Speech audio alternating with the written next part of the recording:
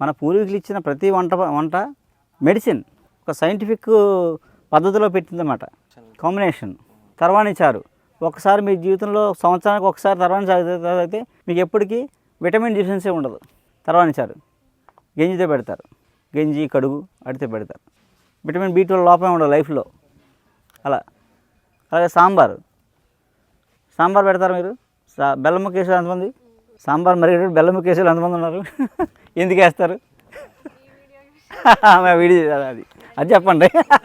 అంతకుముందు సాంబార్లో బెల్లం ముక్క ఎందుకు వేస్తారంటే పప్పు ప్రోటీన్, కందిపప్పు వేస్తాం కదా, అది ప్రోటీన్.